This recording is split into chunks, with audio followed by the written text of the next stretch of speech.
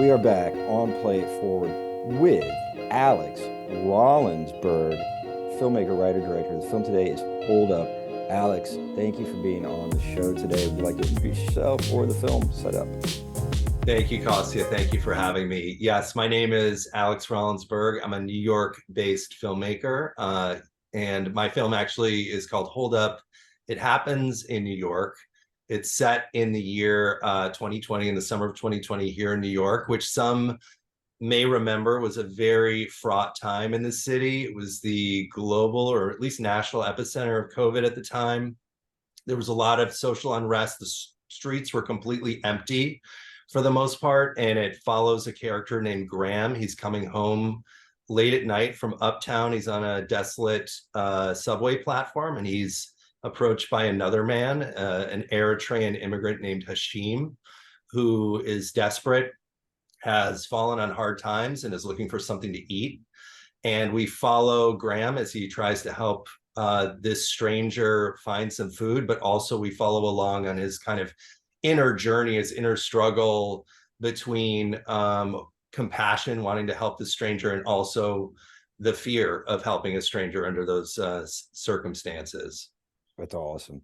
You know, Alex, as I said to you just prior to starting the show, it's a bold film, and I really love that you made it.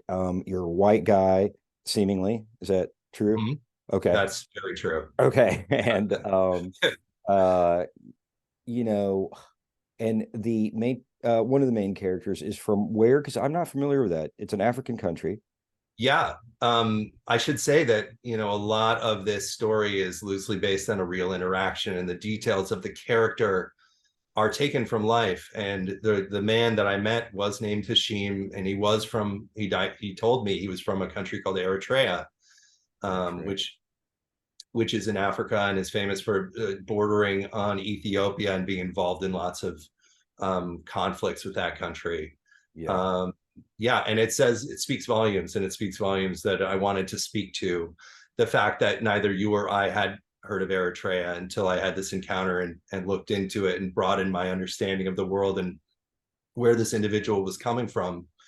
And that's a huge part of the reason why I wanted to make this film. That's totally understandable. And it sounds like, I get that experience. I lived and still do, but I lived full time in New York for over 20 years. I know that area. I myself was in that area doing post production, and with an African man from he originally he grew up in France, but I don't know if they were from Ghana or somewhere. But they immigrated to France, and then he came to America.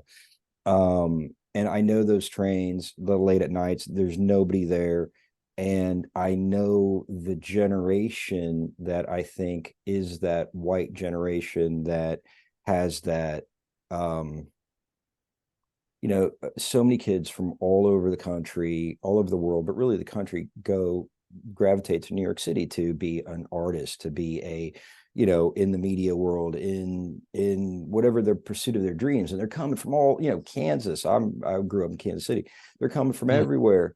And then they encounter, the international landscape of New York City. And I think one of the cool things that, I made also a movie about three Black boys growing up in Harlem.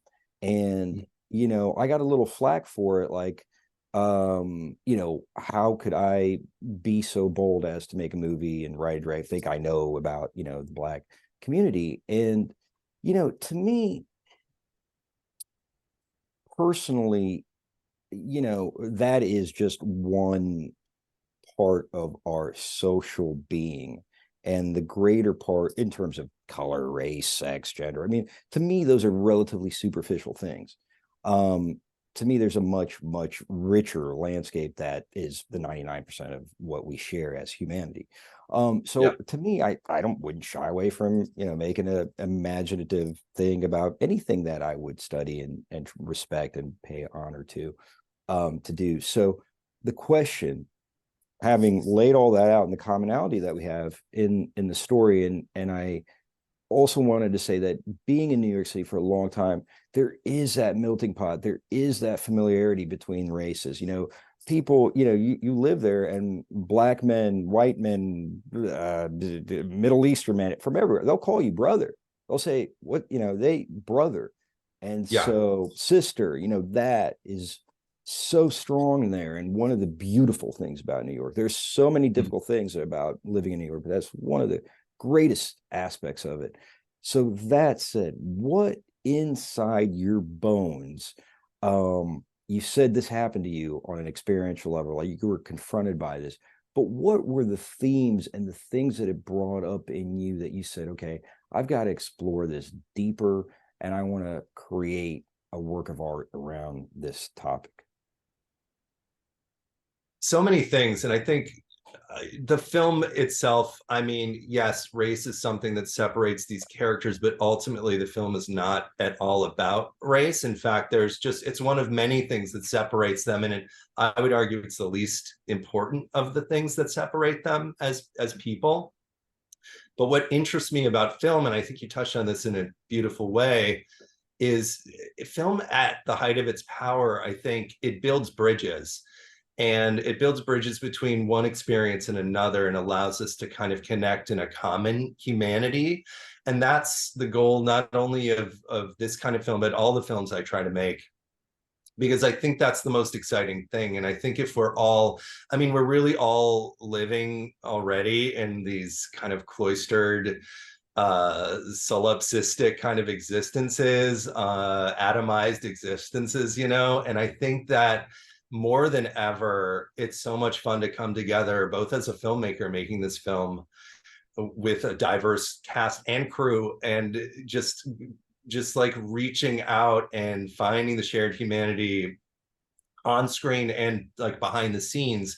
That's the reason to do this. There are plenty, it's an irrational thing to pursue. It's increasingly more irrational thing to pursue, and to try to bring complicated truths to people, not to spread a message or to moralize, but to humanize and to build an understanding. Because I think there's this Heidegger quote, which I think about often, which is the limit of my understanding or the limits of my world. So it's really all about that moment when you meet somebody and you think you know who they are, and you sort of put them in a box. You think about them categorically, be it racially or socioeconomically or whatever, immigrant, threat, not threat. And I'm really interested in those moments when, yes, those things still exist, but they start to break down in the face of a deeper humanity, a deeper individuality.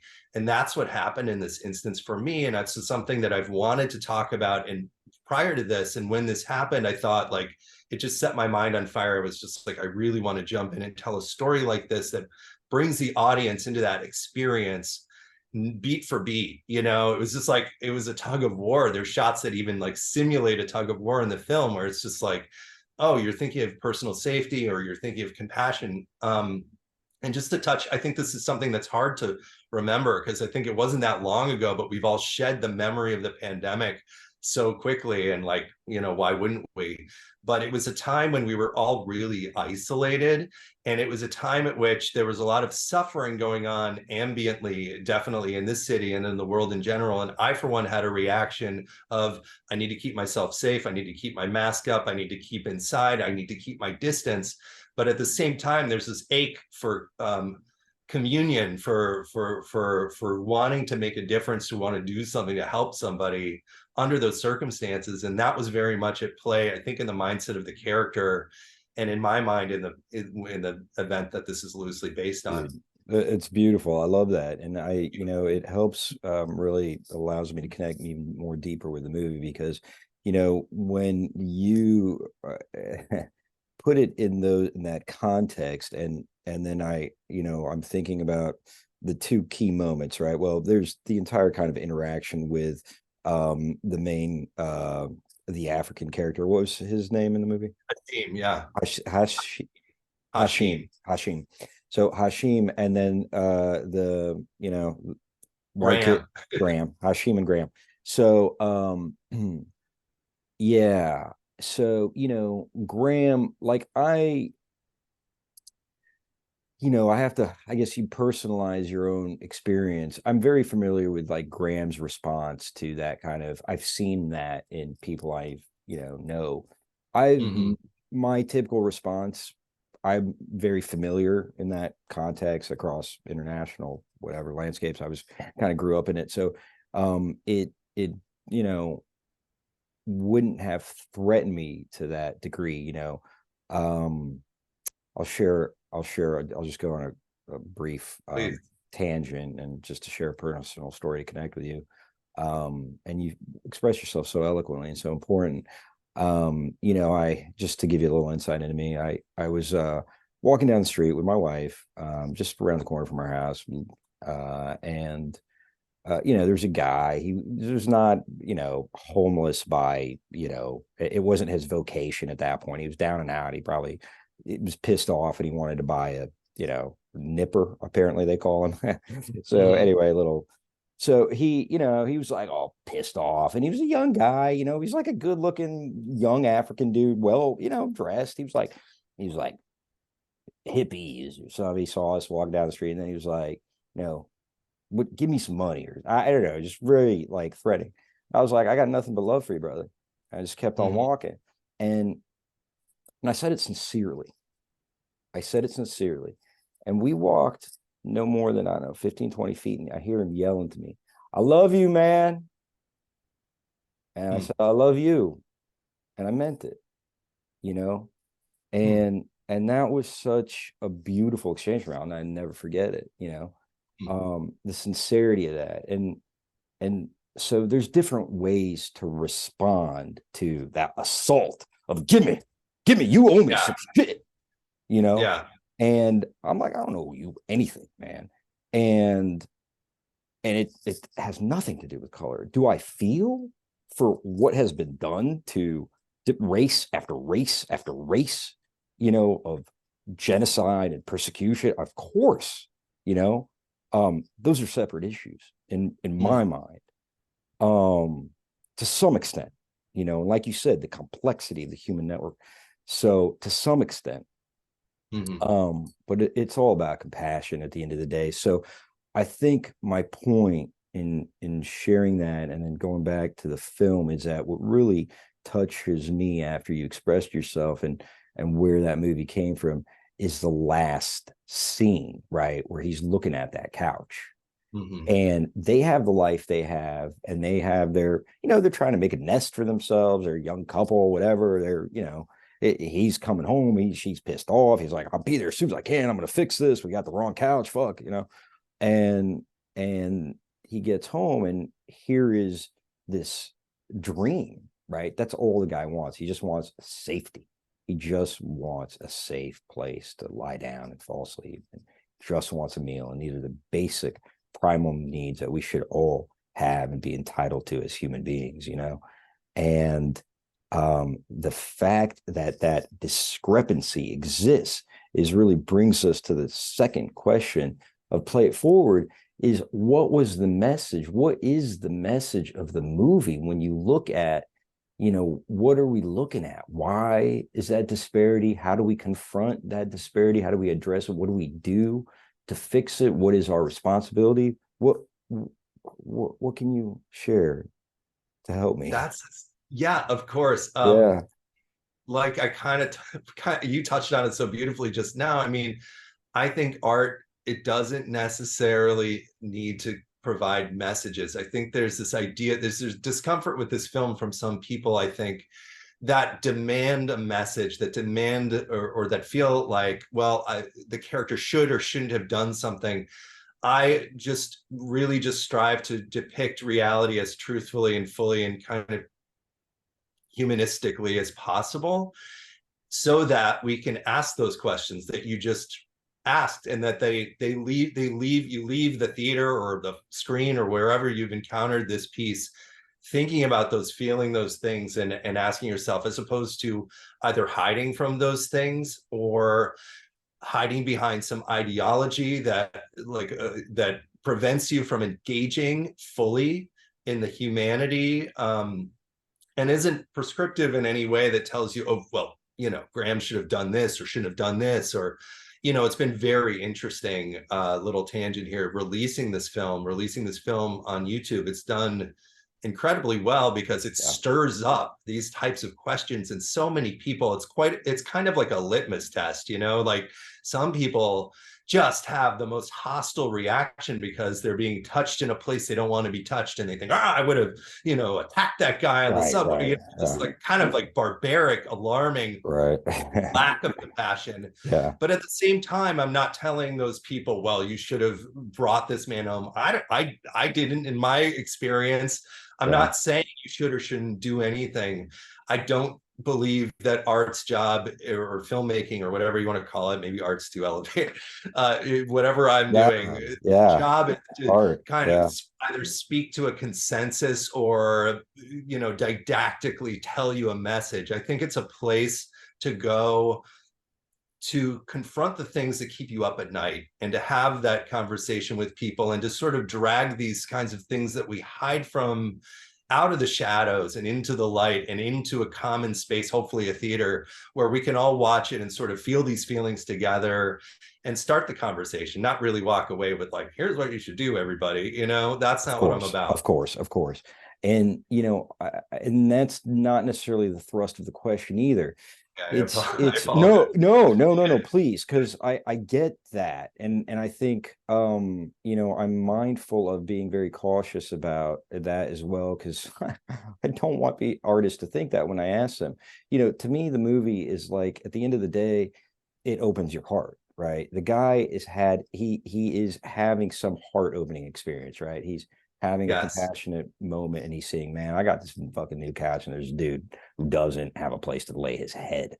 And there's a disparity, and there is this inner desire to reconcile it, right? He see the character's face, right? There's some thing there, and I think that's the feeling that we can all connect with. We all have that feeling.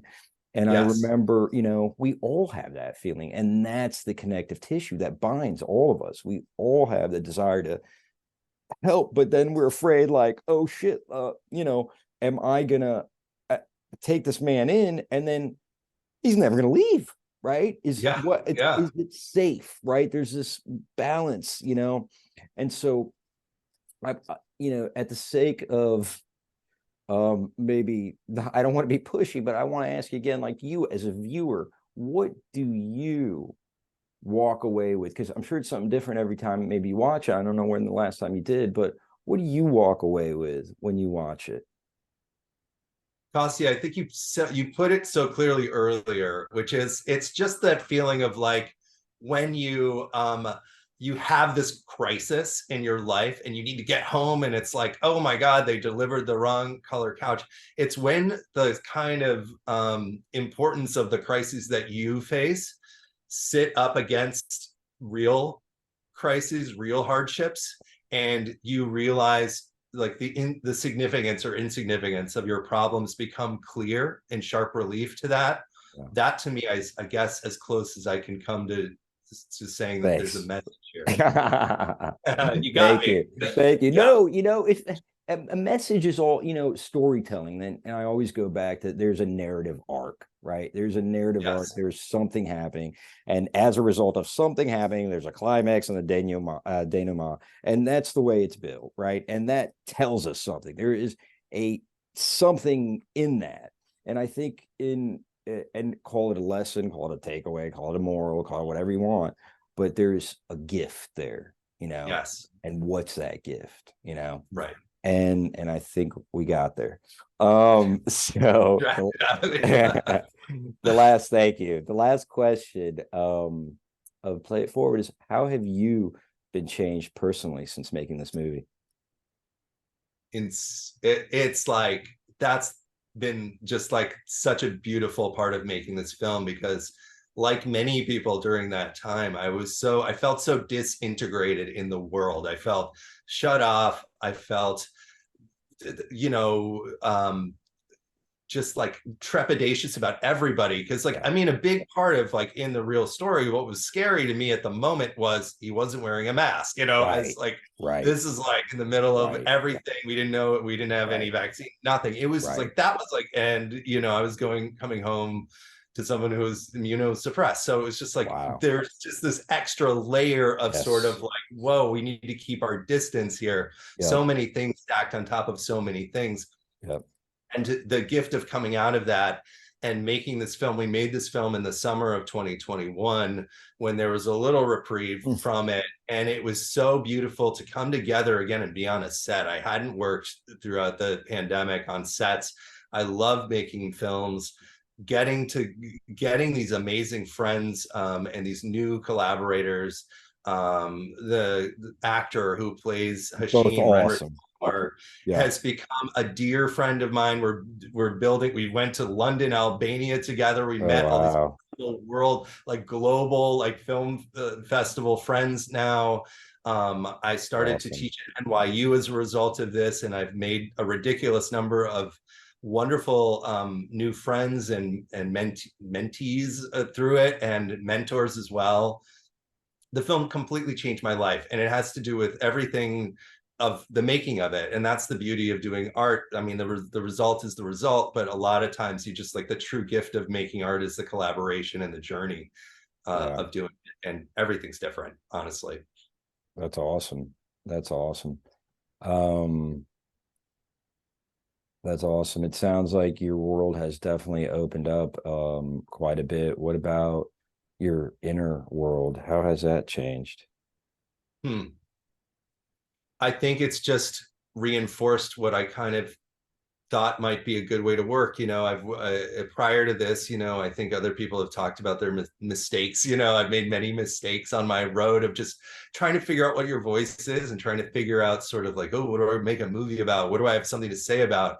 And a lot of times when you try and tackle like a big social issue, or you try and talk about something that you don't really necessarily have a personal stake in, you can get in a lot of trouble creatively and get kind of lost in the woods. And I think the beauty of this film, and I said it a little bit earlier before, and what I will carry forward in all my work is sort of using the central question of what don't I know the answer to? What keeps me up at night? What do I sort of see both sides of, that I feel like a pull between one and the other? I think that's when you have two perfectly valid sides of an issue, that's such a great place to start, that ambivalence when you're building drama. And I think a lot of people think I need to write what I know, and I need to like deliver a message that I already know, the way to thing. And they don't, it doesn't dramatize well because there isn't that pull from one side to the other. There aren't two valid sides, or whatever things you're grappling with equally. Exploration. Yeah. Exploration, and just the liberation that you feel as an artist to not necessarily knowing the answer, but seeking the answer and seeking a deeper understanding of the questions. Yeah. That to me is like now like something that guides me pretty clearly, and it's led me to make better, I think, creative choices. For sure. For sure. I feel that is my job. The job of an artist is to go into the dark and bring back light. Beautifully said. That's filmmaking. Yeah, I mean, it's, that sparkly thing. absolutely.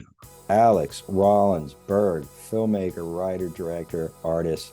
Thank you for being on Play It Forward. Thank you so much for sharing this movie with the world. Oh, thank you so much for having me. I really appreciate it, Kostya. Me too. All right, everybody. Next time on Play It Forward. Peace out.